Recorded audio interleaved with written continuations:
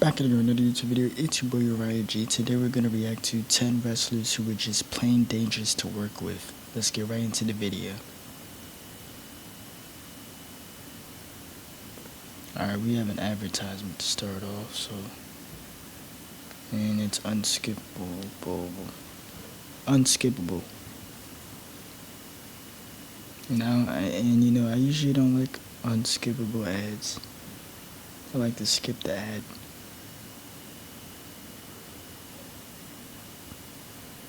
Wrestling ain't ballet, and mistakes happen in the ring, but when a wrestler repeatedly causes harm to a fellow pro, they are bound to get a reputation of being dangerous to work with. In fact, some of the industry's all-time greats have been branded with the tag because of the physical style they worked. Others, however, are simply reckless, and in some cases, deliberately so. I'm Adam Pacitti from Cultaholic Wrestling, and these are 10 wrestlers who are dangerous to work with.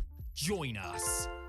But first, when you need the best protection possible, who do you turn to? Diesel? J&J Security? Maybe get Bradshaw and Farouk back out of retirement? No. If you and is the skate of there and or cheaper to fly to your enjoy the video. Bang Bam could kick your ass 3 times before you even realized what was happening. With a background in kickboxing and other martial arts, RVD was trained by the original Sheik, who instilled a strong sense of kayfabe and preached the art of making wrestling look like a shoot to his students. This mentality served Van Dam well while stationed overseas for All Japan and on US soil for ECW, but the WWE stars he came up against during the invasion angle had a different opinion when it came to the whole flipping show's stiff kicks and painful chair-based offense. The likes of Chris Jericho, Booker T, Kurt Angle, Steve Austin, and Test all felt the wrath of RVD's innovative arsenal and left the I didn't know that RVD was dangerous to work with. ring with cuts, bruises, and in some case concussions, and that certainly didn't help the hardcore champion's case backstage as his detractors used his track record against him. Later on, RVD crushed Triple H's throat on a frog splash and kicked Abyss's teeth out in TNA. He may not be considered a dangerous worker overall, but there was always a chance you wouldn't come out the same as you went in when you worked with Rob Van Dam.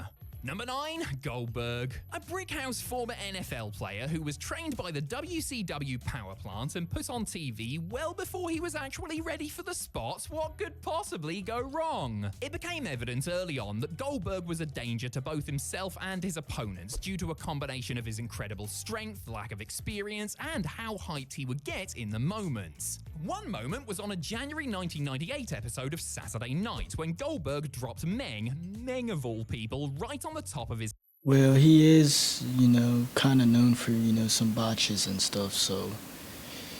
And sometimes he hurts himself, so. head, then followed it up by launching manager Jimmy Hart like a dart head first into the canvas. Of course, we all know about the kick that ended Bret Hart's career, don't we? I think the Hitman might have mentioned it a time or two, and rightfully so. Less than a year after that, Goldberg broke Scott Steiner's orbital bone after rocking him with 2 stiff punches to the face. And then, of course, there's Big Bill's WWE work, which saw him dislocate Rene Dupree's shoulder with a flag shot and nearly decapitate The Undertaker with the world's worst jackhammer, or best brainbuster, depending on your viewpoint. Number 8, Ahmed Johnson. For a minute there, it really did look like Ahmed Johnson could be the next big thing in WWE. The Pearl River powerhouse had the look, he had the size, and he had a weird and wacky sort of charisma that got him over with the masses. He also had some damn cool moves like his Pearl River plunge finisher, and could have a decent enough match when he was in there with the right opponent. Not that anyone was volunteering to wrestle Ahmed, mind, since he had quickly developed a reputation for hurting people in the ring. Many people, including Jake Roberts and Bruce Pritchard, are on record as saying that Johnson, who himself later admitted he worked stiff and was probably too green for the spot he was given, would routinely injure people due to a combination of strength and clumsiness. One guy So pretty much, I guess you can say when it says they're dangerous to work with, you can say also that they're just not really good in-ring competitors. who didn't appreciate this was Ron Simmons, who gave Ahmed a very painful receipt after Johnson lacerated his liver with a stiff kick, putting him on the shelf for several months. Ahmed's own WWE career was hampered by incessant injuries, many of which were caused by his own uncoordinated hand. Number 7, Vader. An imposing mountain of a man who was unafraid to hit or be hit hard. When Big Van Vader made his way to the ring, you knew it was well and truly on. Vader knew it, the fans knew it, and Vader's... I think I heard about him not being really good in the ring. I don't remember. Opponents certainly knew it too, because the Mastodon, who really had to bring it while working in Japan, a country noted for its strong style matches, wasn't about to pull any punches, whether he was working a lowly jobber or an established star in a pay-per-view main event. Just ask Ric Flair about the drubbing he received at Starrcade 93. Snugness is all well and good, and it did a lot to enhance Vader's aura, but he could be accused of going too far on occasion. Sting, for example, suffered a couple of cracked ribs and a ruptured spleen after being on the receiving end of an especially gnarly Vader bomb, while poor Joe Thurman was temporarily paralyzed after being folded up by one of Vader's... I think he passed away. I'm not sure. I don't want to say he did. If y'all correct me. I remember he was in a Boy Meets World episode. I know he was in Beyond the Mat. Y'all, if y'all know what I'm talking about, it's a wrestling film. I think it's called Beyond the Mat or something. Yeah, he was in that. Has he won WWE? I mean, not WWE, WWF champion. I think he has. I don't want to say he has. If I'm wrong, y'all correct me. Power bombs. Nikita Koloff, meanwhile, was forced to retire after Vader injured his neck during their match. I know he beat Heath Slater in the Raw 1000th. At Halloween Havoc. Vader was a great Hall of Fame caliber pro wrestler, but he certainly wasn't always the safest. Number 6. Another ad.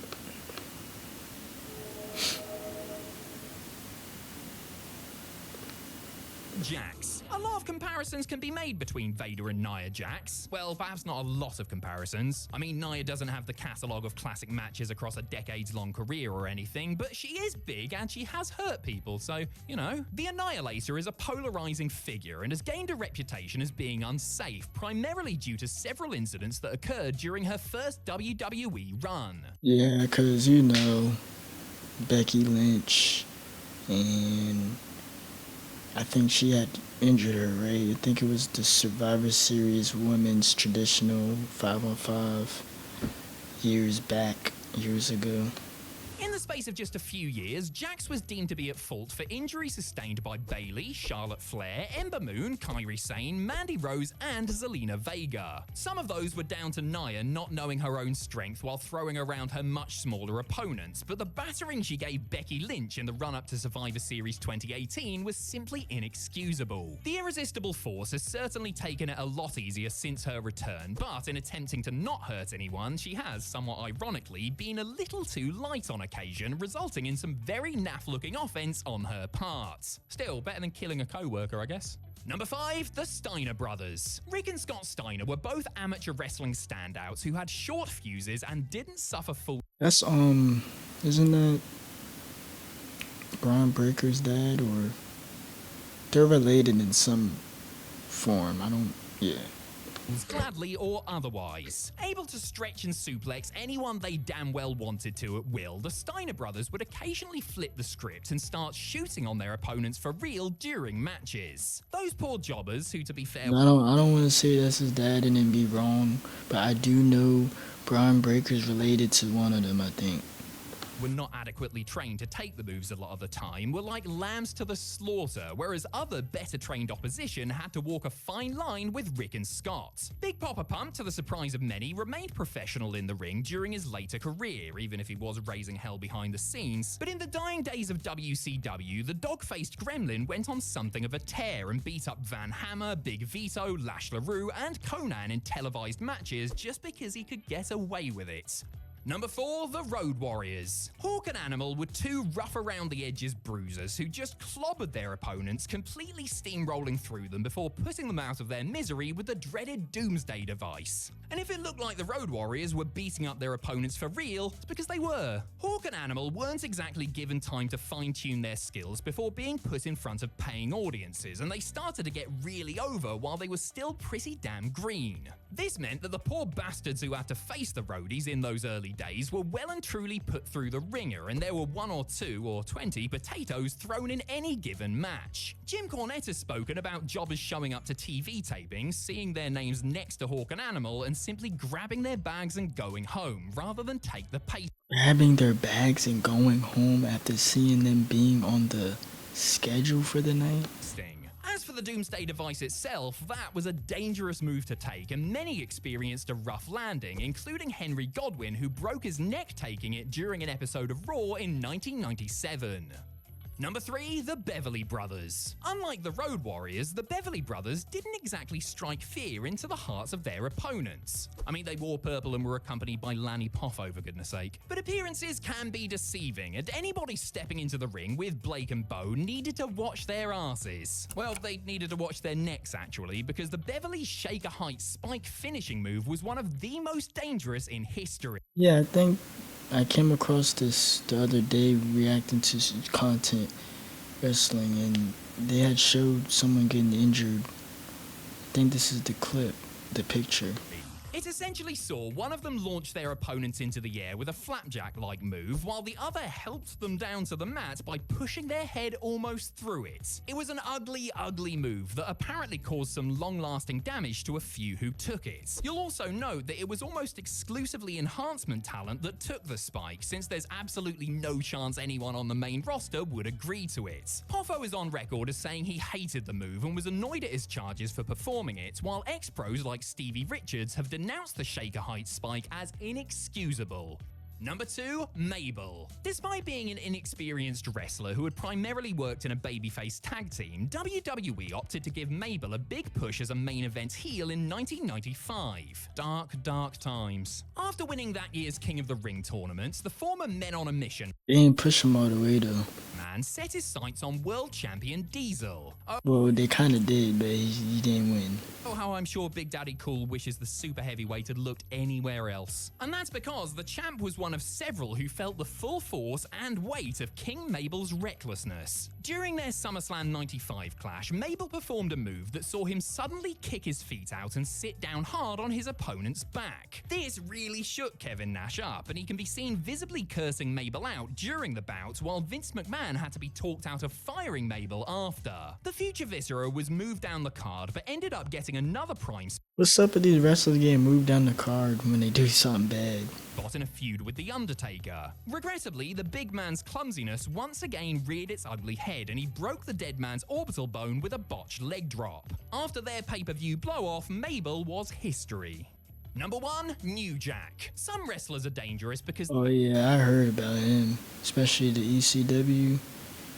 Is he still alive or am I? Because like I said, I don't want to say these wrestlers are alive or not alive.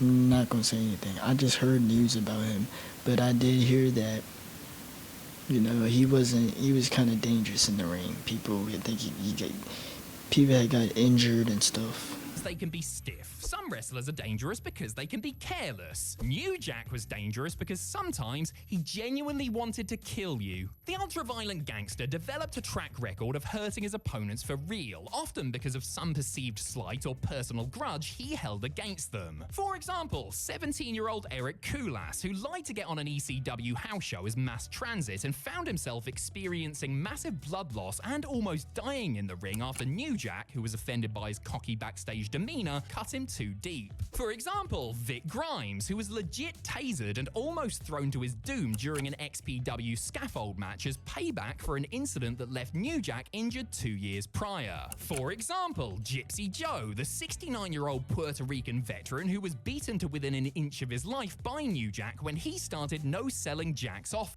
Alright, that was 10 wrestlers who were just plain dangerous to work with. Let's see. And for example, William Jason Lane, who was legitimately stabbed several times and then stomped on by an irate New Jack on a tiny Florida indie show. With a resume like that, it's little wonder New Jack was booked into the local That was 10 wrestlers who were just plain dangerous to work with. I just wanted to see what they were going to say. Subscribe, like, comment. Tell me what you guys want to see next in the comments down below. I got more videos coming. Stay tuned. And yeah, Uriah out.